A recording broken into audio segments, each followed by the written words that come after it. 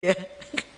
Pimpinan yang saya hormati, Bapak Ibu anggota Komisi 4 juga yang saya hormati, Bapak-bapak semuanya, ini dari Asosiasi Importir ya, kedelai juga dari tahu tempe dan lain semuanya yang hadir. Terima kasih. Kita semua juga sudah mendengarkan paparan dari kedua belah pihak, baik produsen, pelaku langsung, dan yang tadi memang menyentuh hati saya ya, karena apa yang Bapak kerjakan itu semata-mata justru tidak orientasi gimana caranya untung segede-gedenya. Ini tahu tempe ya catatan saya.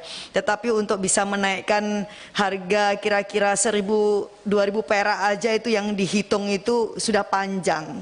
Jadi untuk memutuskan kenaikan harga yang segitu itu udah memikirkan tidak pendek pikirannya. Nah sebaliknya memang logika pedagang itu kan biasanya kok jangankan 1.000-2.000 itu barang kecil yang mungkin malah gak dipikirkan karena selalu pikirannya gede. Bapak-bapak yang saya hormati, saya tidak tahu bagaimana kejadian di negara lain ya. Cuman yang saya heran itu hal-hal semacam ini kenapa selalu terulang di negeri kita.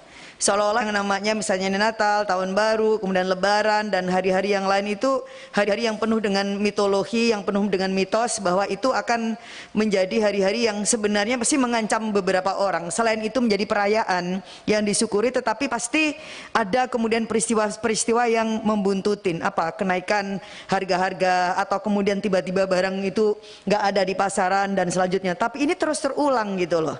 Nah kalau kemudian ini terus terulang kan akhirnya menjadi pola. Nah pola kalau kemudian terulang, pertanyaan ini sebenarnya permainan siapa, memang sengaja dibikin seperti itu dan ini menguntungkan siapa pula gitu.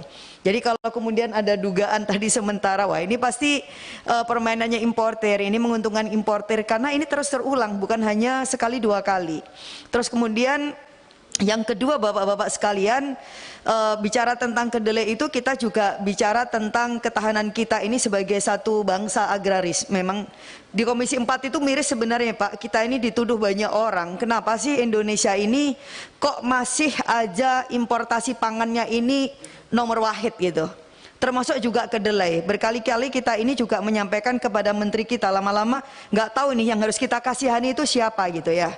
Yang harus kita kasihani siapa, yang harus kemudian dihajar itu juga siapa. Karena yang namanya kebutuhan kedelai itu kan sebenarnya udah keukur nih. Kira-kira pengguna tahu tempe atau penyuka tahu tempe di Indonesia, mungkin Bapak malah punya datanya, itu berapa? Jadi ada data konsumsi tahu tempe di Indonesia yang itu kemudian ekuivalen dengan data kebutuhan kedelainya itu berapa. Nah ini kan mestinya dihitung. Kalau bayi nggak mungkin kan makan kedelai misalnya.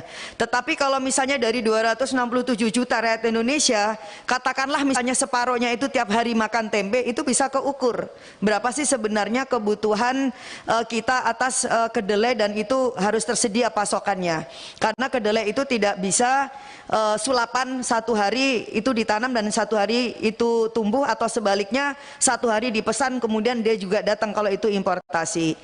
Nah akan tetapi bapak sekalian yang di depan, karena 90% tadi dinyatakan mungkin bahwa pasokan kedelai itu juga sepenuhnya impor. Ini juga rasa-rasanya tidak bisa kita terima sebenarnya oleh akal sehat kita. Kalau penjelasannya Bapak itu subtropis ditanam, ini kayak itu yang memang sengaja di-input ya oleh pihak katakanlah misalnya Amerika untuk bisa meyakinkan kita semua bahwa tanam kedelai itu nggak bisa dilakukan di Indonesia gitu, sehingga apa ya, mati hidup kita ini memang harus akan impor dari mereka. Tapi kenapa waktu saya kecil, nuwun sewu mungkin Pak Mindo, di Jombang itu dan sekitarnya itu penuh dengan tanaman kedelai waktu saya kecil. Kan nggak ada perbedaannya Jombang dulu dengan Jombang sekarang, Jawa Timur maksudnya. Dulu bisa ditanam, kenapa sekarang tidak?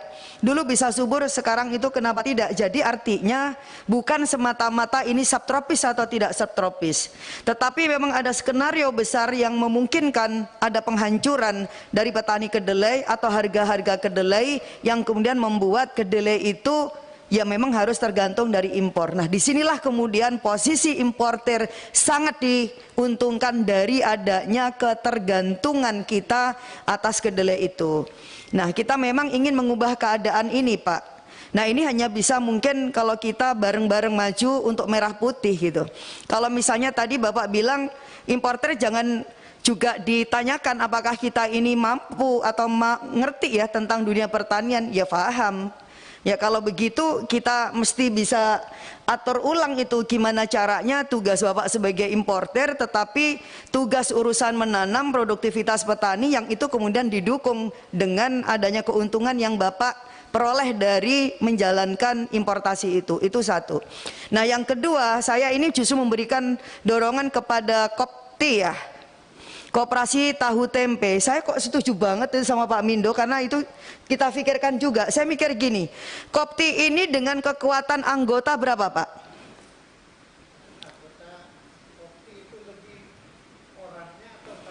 Boleh orang, boleh pabrik. Orang. Oke, kalau pabrik? Pabriknya kira-kira 160.000. 160.000. Ya. Kebutuhan rutinnya berapa Pak? Kedelai sebagai bahan baku utama. 1 tahun kira-kira sekitar 2,9 juta lebih. Buset, itu angka yang gede Pak. Dan itu Bapak semuanya serahkan kepada importer untuk memenuhi kebutuhan itu ya Pak ya. Nah ini Pak, nuwun sewu nih, kita bicaranya agak berbeda ya. Dengan kebutuhan 2,9, bahan baku 100% atau 90% Bapak itu dari kedelai yang ini tidak kita tanam, yang Bapak juga tidak menanam. Maka seharusnya kalau kita tidak ingin hidup kita digantung oleh misalnya nggak tahulah situasi pasar yang memang sangat fluktuatif, apalagi nggak ada HET. HET itu ditentukan oleh importer, mau harga hari ini berapa, besok berapa, termasuk kemudian ditentukan oleh Amerika itu, yang ini kemudian seolah-olah kayak jadi mata uang juga kayak gitu. Maka bapak-bapak harus mengubah takdir Bapak menjadi pelaku aktif. Ini bukan persoalan importer judulnya, tetapi Bapak memiliki kebutuhan untuk menyediakan bahan baku utama produksi tahu tempe. Caranya apa? Ya Bapak beli, Bapak mendatangkan.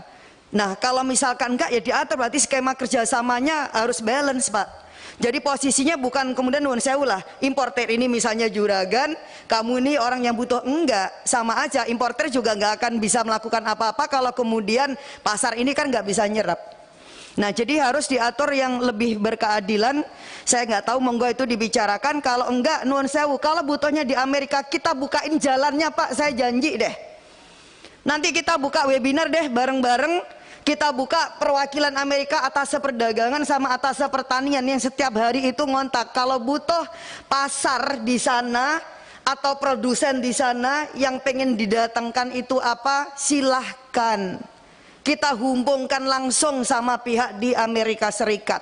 Nah akses ini yang sebenarnya jarang diketahui atau dimiliki oleh mungkin kayak petani atau pelaku-pelaku usaha seperti ini. Tapi karena kekuatannya ini sangat besar Pak Ketua, mungkin bagus juga mungkin difasilitasi Komisi 4. Nanti kita melakukan semacam Zoom gitu, meeting. Tapi yang kita hadirkan di situ nanti atas pertanian dan perdagangan kita di Washington, di Amerika. Kita cek langsung situasinya di sana. Saya kira itu usulan saya. Terima kasih. Wallahul muwaffiq ila aqwamit thoriq. Wassalamualaikum warahmatullahi wabarakatuh.